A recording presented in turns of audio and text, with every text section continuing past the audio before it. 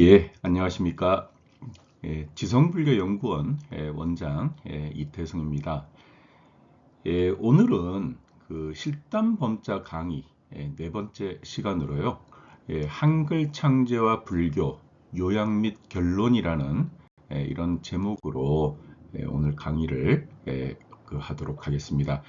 오늘 강의는 여러분들도 아시는 것처럼 실담범자 강의 두 번째, 세 번째 시간에 이어서 이루어지는 것으로 오늘은 요약 및 결론으로 전체적으로 그 핵심을 짚고 또 결론을 한번 내려보고자 합니다. 따라서 오늘 내용은 이전에 했던 내용을 전체적으로 이렇게 정리 요약한 하고 결론을 내리는 것이기 때문에 오늘 강의 내용은 아마 이런 내용이 될 것 같습니다. 한글 창제에 끼친 산스크리트 버머의 영향. 그 버머의 구체적으로 이제 한글의 발성 구조는 버머의 발음과 유사하다. 그리고 한글의 결합 구조는 버머의 자모 결합과 유사하다. 이런 내용이 되겠고요. 그다음에 불교는 한반도의 불교가 전래된 이후 다양한 교학적 전승 내지 의례 의식 등에서 버머 연구 내지 범자 필사의 전통을 유지하였다.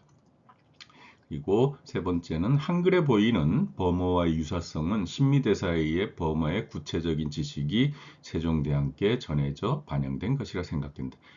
이런 세 가지 내용으로 말씀을 드리도록 하겠습니다. 첫 번째 그 구체적으로 그 한글 창제 버머 영향 중에 그 발성, 발음과 관련된 부분, 그 다음에 결합 구조 말씀을 드리도록 하겠습니다. 그 제가 그 두 번째, 세 번째 그 이전에 그 강의에서 조금 그 확실하게 이렇게 그 말씀을 좀 못 드렸던 것 같기도 해서요. 오늘 하나 새롭게 이제 얘기한 것은 우리가 훈민정음에 보여주는 그 잠호표라고 하는 23개 잠호표가 이렇게 있고요. 그 다음에 이제 용자래로서 초성, 중성, 종성이 합쳐지는 구체적으로 자음, 모음, 자음에 이런 형태들이 있는데 이런 형태들 중에 특히 이제 23개 잠호표가 이렇게 나오고 있어요. 그리고 요게 이제 아설 순치 후 이런 식의 이제 그 발성의 그런 어떤 그 카테고리 형식으로 이렇게 나오고 있는데 요것을 그 한번 달리 옮겨 봤어요. 이런 식으로 그러니까 똑같은 내용인데 이런 형태로서 여기서는 아설 순치후인데 여기서는 아치 설후순 이런 식으로 옮겨 본 그 표가 요건데요. 사실 요게 이제 산스크리트의 그 자음표하고 뭐 유사하다기보다는 저는 똑같다고 생각이 됩니다. 특히 요 하나 후음 부분이 조금 그 우리 자음 표기가 그 산스크리트하고 조금 다르다는 것 외에는 나머지는 똑같다고 생각이 들고 발성 구조라든가 발음 내용은 똑같다고 보여지는데요. 이것을 한번 확인을 한번 해보도록 하겠습니다. 이미 앞에서도 말씀드린 것처럼 그 범자의 잠호표거든요. 그리고 이제 우리나라에 전해지는 진원집의 범자 잠호표이지만 실질적으로 이런 범자 잠호표는 그 뭐 동아시아에서 굉장히 중요한 그 실담작이라는 책이 있거든요. 여기 일본의 그 8세기, 7세기, 8세기에 일본에 전해져서 일본 공예 스님이 이제 이 책을 일본에 가지고 가서 일본의 실담학을 그 형성시킨 그런 토대가 되는 그런 책이 실담작인데 이게 대장경에 실려 있어요. 그리고 실담작에는 당연히 이제 그 범어의 그런 어떤 내용을 그 말하고 있는 것이기 때문에 실담작기에 나오는 모음자음표를 이렇게 정리해 보면 우리나라의 이제 이 진원집에 나오는 버머의 모음자음하고 거의 똑같아요. 발음이나 형태나. 그랬을 때 이제 요 모음과 자음 중에 특히 여기 자음 부분을 한번 확인을 한번 해보면은요. 자음 부분의 내용이 요거거든요. 그리고 여기서도 마찬가지로 그 이렇게 구분하는 오류성이라고 구분하는 것이 아치 설후 순으로 이렇게 돼 있어요. 그리고 요 발음의 형태가 이제 요 까카 가강아 요게 돼 있는데 요런 것들이 이제 오늘날 그 우리 산스크리트 문법에서는 이렇게 까행 까행을 후음이라고 겉을 짜행을 구개음 타행인데 요 타행하고 이제 밑에 타행은 좀 차이가 있어요. 여기 표기가 조금 그거 한데 보통 이제 여기 타행은 반설음이라고 셀레브럴이라고 해서 반설음으로 표현하고 여기 타행은 치음인데 일반적으로 이제 그 산스크리트 로마자 표기할 때는 점을 이렇게 찍어서 구분을 하는데요.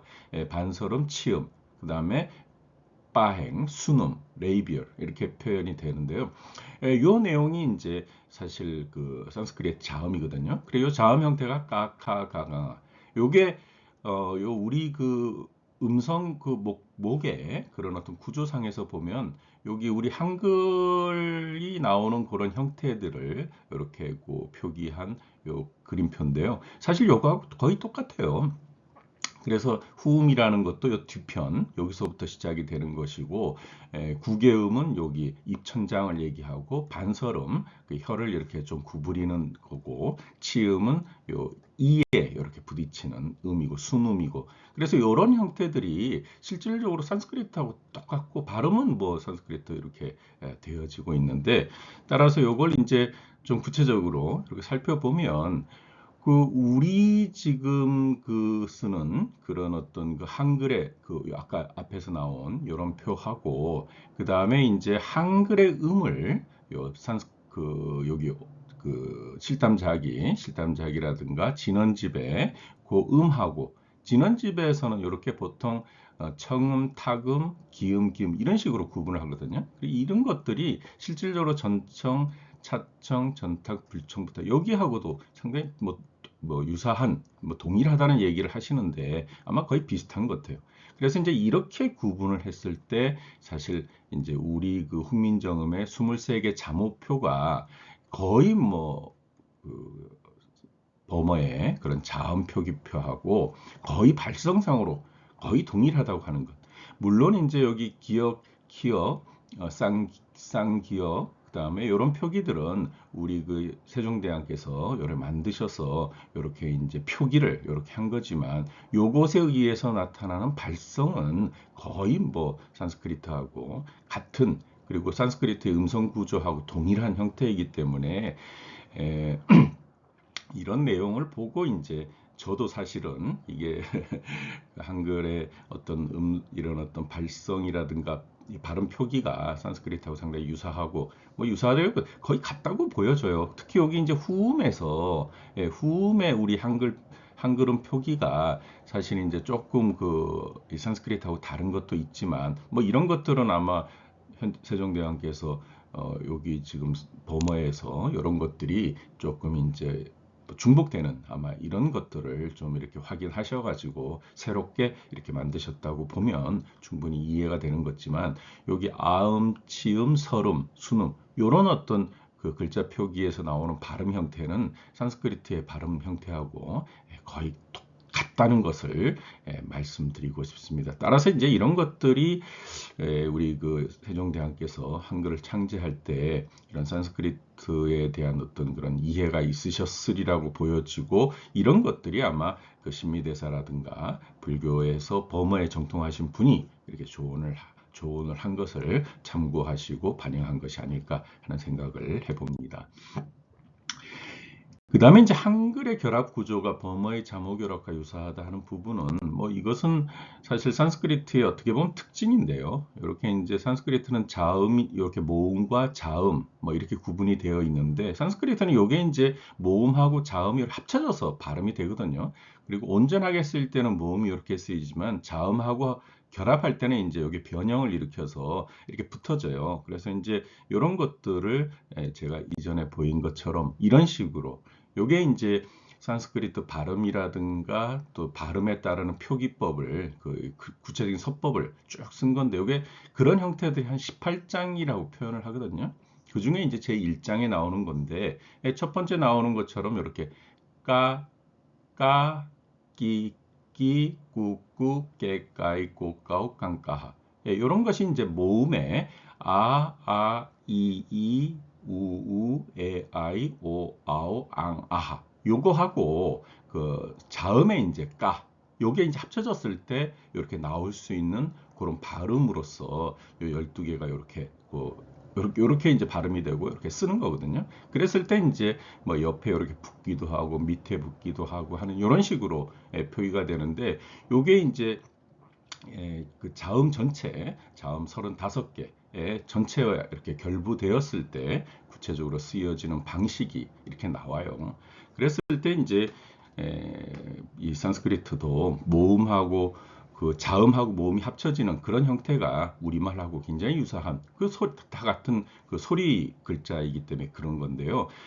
그런데 이제 이런 식으로 표현되어지는 그 산스크리트의 그 나오는 여러 가지 그 발음 형태라든가 그 서법을 우리가 18장이라고 이렇게 얘기를 하는데 이 실담 18장에 대해서 저하고 우리 최성규 선생님이 쓰신 실담 범자 입문에 좀 이렇게 그 소개를 했어요. 뭐 다 소개한 게 아니고 이제 예만 이렇게 들었는데 뭐 이런 경우에 이제 첫 번째는 그렇게 자음하고 모음이 이렇게 그 합쳐져 가지고 나오는 형태이고 두 번째인 경우에는 이 모음 그 자음 형태의 까가 아니라 꺄 그, 그 알파벳을 표기하면 KA가 이제 제 1장이라고 하면 두 번째는 KYA 끼야, 끼야 이런 표현 이렇게 이제 그 기본 발음이 되고 거기에 이제 그 모음의 형태가 나왔을 때 끼야, 끼야, 끼, 끼, 깨, 까이, 꼬, 까오, 깡, 까하 뭐 이런 식의 그 발음 형태들인데 이런 형태들의 그런 어떤 그 다양한 발음의 어떤 형태들에 따르는 문자 서법들이 이렇게 쭉 나와요. 그래서 총체적으로 이제 18장으로 이렇게 나오는 이런 내용들인데, 뭐 이런 것들도 이제 우리 그 진원집에 이렇게 범자가 쓰여져 있는 형태들이나 이런 걸 보게 되면 다 이런 데 이제 의거해서 쓰여지고 있기 때문에 아마 다양한 발음이 나오는 형태에 대해서 아마 우리 그 신미대사나 또 불교 범어의 조예가 깊었던 분들이 그 다양한 그 발음에 따르는 구체적인 발음이라든가 쓰는 법이라든가 이런 것들을 아마 세종대왕께 또 알려주었으리라고 생각을 합니다. 그래서 산스크리트의 구체적으로 발성의 어떤 그런 자음의 형태하고 이런 어떤 서법의 자음과 모음이 합쳐지는 이런 어떤 다양한 발음과 쓰는 법 이런 것들은 아마 세종대왕께서 아시고 충분히 그 국민정음을 만드는데 반영하지 않았을까 싶습니다. 그리고 이제 두 번째로 불교는 한반도에 전래된 이후로 교학적 전승, 의례의식 등에서 범어연구내지 범자 필사의 전통을 유지했다. 이런 건데요. 사실 뭐 의외로 우리 한국에 이런 범자 이런 것들이 남아있는 게 되게 많아요. 뭐 이런 것들은 사실은 이제 다 불교를 통해서 전승이 되어졌기 때문에 뭐 어떻게 보면 이제 뭐 옛날에는 더 많았겠지만 특히 이제 조선 시대는 불교를 이제 그 탄압하고 불교가 이렇게 활성화되지 못해서 아마 사라져버린 그런 자료들도 많지 않을까 싶은데 어쨌든 이런 범자의 자료가 있다는 것은 범자를 쓸 수 있고 읽을 수 있는 사람들이 있었다는 그런 뜻이겠죠. 그래서 이제 조선 시대에 오게 되면 이런 진원집들이 만들어지는데 물론 고려 시대에는 한글이 없으니까 그냥 이렇게 진원집하고 한자로 이런 표기들이 되어 있지만 조선 시대에는 이제 이런 진원집에 이런 범자 표기와 한글 표기가 이렇게 되어 있어요. 그래서 이제 뭐 따지고 보면 이제 이런 진원집의 이런 한글 표기는 훈민정음이 만들어지고 난 이후에 이제 뭐 이렇게 그뭐 제작되었을 것이라고 충분히 생각되지만 어쨌든 이런 그 범자가 고려시대, 조선시대 그 오랜 기간 동안 이렇게 있었던 속에서는 불교계에서는 이런 걸 읽고 쓰고 또 이런 것을 연구하는 그런 전통이 있었으리라는 것은 우리가 충분히 예상할 수 있지 않을까 싶습니다. 따라서 이제 한글에 보이는 범어와의 유사성은 신미대사에 의해 범어의 구체적 지식이 세종대왕께 전해져 반영된 것이라고 생각된다. 이것은 사실 이제 범어의 그런 어떤 문법 구조에서 자음의 어떤 발성 그런 어떤 그 발성되는 어떤 형태라든가 문자 형태라든가 이런 것이 있다 해도 이것이 그 훈민정음에서 이렇게 보여질 만큼 뚜렷한 어떤 유사성을 갖는다고 했을 때는 누군가가 그것을 뭔가 이렇게 그 알려주거나 뭔가 이제 그것이 그 반영될 수 있도록 노력한 어떤 그런 누군가의 어떤 매개체가 있어야 되는데 아마 그런 의미에서는 신미대사가 충분히 그런 역할을 하셨으리라고 생각이 되는데요. 그렇게 얘기할 수 있는 게 이제 이 박혜진 선생님께서 이 신미대사 평전을 이렇게 쓰셨는데 이런 걸 보면은 세종대왕이 1443년 12월에 이제 그 한글을 창제하시는데 그 전해에 이미 신미대사가 이 세종대왕을 만났다는 그런 기록이 있어서 아마 그런 그 만남을 통해 가지고 이런 그 문자에 대한 어떤 얘기를 하는 중에 범어에 대한 얘기도 충분히 하실 수 있지 않았을까 싶고요. 그리고 또 하나 이제 중요한 것은 세종대왕이 돌아가시면서 직접 이제 이 신미대사에게 큰 법포를 내리시려고 하는데 실질적으로 그때 아마 신미대사도 조금 몸이 안 좋으셔서 좀 이렇게 만날 기회가 없어서 그랬는지 모르겠지만 실제 이제 세종대왕께서 그 전해주시지 못하고 세종대왕이 돌아가시고 문종이 이렇게 이제 이 신미대사에게 이런 어떤 큰 법포를 내려요. 선교종 도청서 전정법 비지상훈 우국이세 원용무의 해각존자. 그래서 이런 어떤 당시 유학자 유교의 그런 세계 속에서 불교의 스님에게 이렇게 이제 큰 법포를 내린 것이 엄청난 이제 그런 어떤 그 문제가 되어서 뭐 하물며 이제 이런 것을 거둬들이라 하는 뭐 그런 어떤 상소도 올라오고 굉장히 그 불교에 대해서 비판적인 그런 것을 볼 수 있는데 그럼에도 불구하고 어쨌든 이런 그 신미대사에게 이런 큰 법포가 내려진 것은 뭔가 이제 그 특히 세종대왕처럼 영명하시고 아주 위대하신 그런 군주 입장에서는 뭐 이 신미대사가 많은 그런 훈민정음 창제된 이후에도 많은 여러 가지 그 한문 불경이라든가 텍스트들을 번역하는데 굉장히 도움을 주었지만 아마 그런 거 이상으로 어떤 큰 도움을 받았거나 또 마음속에 어떤 빛이 있었지 않았을까. 그런 생각이 들었을 때 그게 뭘까 했을 때는 아마 이런 어떤 범어의 문법적 구조라든가 언어적인 그런 특징을 알려줌으로 해서 그 아마 세종대왕의 그런 어떤 큰 고민을 이렇게 해결해 준 아마 그런 거 아니었을 그게 더 설득력 있는 말이 아닐까 싶어서 이 신미대사가 굉장히 그런 면에서는 큰 중요한 역할을 했다 하는 것을 말할 수 있으리라고 생각을 합니다. 따라서 이제 오늘 이제 제가 이렇게 그 한글과 관련해서는 저도 이제 뭐 앞으로 계속 이렇게 얘기하기는 좀 그렇고 사실 저는 뭐 한글 학자가 아니고 이렇게 그 범어에 대해서 조금 공부를 한 입장에서 너무나 이렇게 유사하고 동일한 그런 언어 패턴이라든가 음성학적인 그런 것이 이제 훈민정음이 있기 때문에 그런 유사성을 지적하려고 하는 뭐 그런 걸 전제로 해서 이제 이런 얘기를 하는 건데요. 아마 이제 오늘 이런 정도 결론을 내리고 마무리를 해야 될 것 같습니다.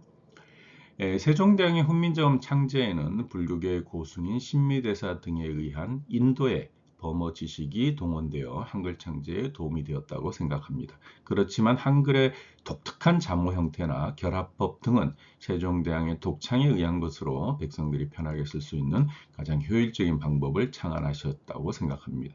조선시대는 유학을 받드는 시대였지만 세종대왕은 한글 창제에 큰 도움을 준 신미대사를 잊지 않았기에 당시 유학자들이 상상할 수도 없는 큰 법포를 신미대사에게 내리셨다고 생각합니다. 요게 이제 저의 그 한글과 관련한 범어 또는 신미대사에 대한 그런 내용으로서의 제 결론이라고 할 수 있겠습니다. 오늘 강의 들어주신 많은 분들 감사드리고요.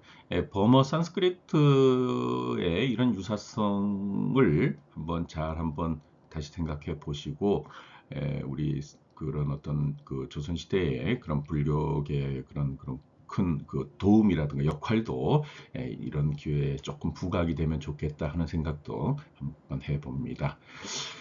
오늘 경청해 주신 분들 감사드리고요. 오늘 강의는 이것으로 마치는 것으로 하겠습니다. 경청해 주신 분들 고맙습니다. 감사합니다.